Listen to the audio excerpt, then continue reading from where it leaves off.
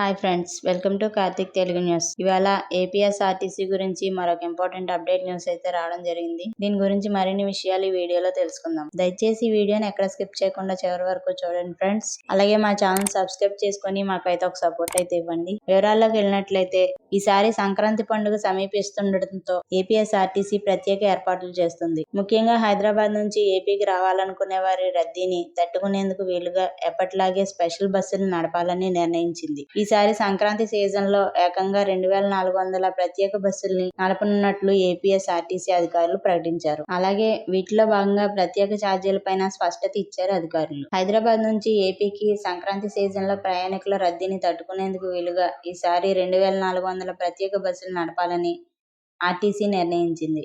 వీటిలో హైదరాబాద్ నుంచి విజయవాడ, తిరుపతి, వైజాగ్ తో పాటు ఏపీలోని అన్ని ప్రధాన నగరాలు, పట్టణాలకు ప్రత్యేక సర్వీసులను కేటాయించారు.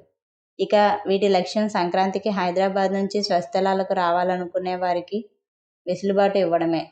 ఈ ప్రత్యేక బస్సులు జనవరి 9 నుంచి 13వ తేదీ వరకు అందుబాటులో ఉంటాయని ఆర్టీసీ పేర్కొంది. అలాగే ఈసారి ఆర్టీసీ స్పెషల్ బస్సుల్లో అదనపు ఛార్జీల భారం కూడా ఉండబోతుందని ఏపీఎస్ఆర్టీసీ ప్రకటించింది. ఇక గతంలో పండుగల సందర్భంగా నడిపే ప్రత్యేక బస్సుల్లో ప్రత్యేక ఛార్జీల మోత ఉండేదని, కానీ కొంతకాలంగా ఆర్టీసీ ఇలా పండుగల రద్దీని అడ్డుపెట్టుకుని అదనపు ఛార్జీలు వసూలు చేసే విధానానికి చెక్ పెట్టిందని అధికారులు తెలిపారు. ఈసారి కూడా సంక్రాంతికి అదనపు ఛార్జీలు లేకుండానే రెగ్యులర్ బస్సుల తరహాలోనే ప్రత్యేక బస్సులు నడుపుతామని ఆర్టీసీ అధికారులు చెప్తున్నారు. సో ఫ్రెండ్స్, ఇది update news. Thank you friends. Thanks for watching.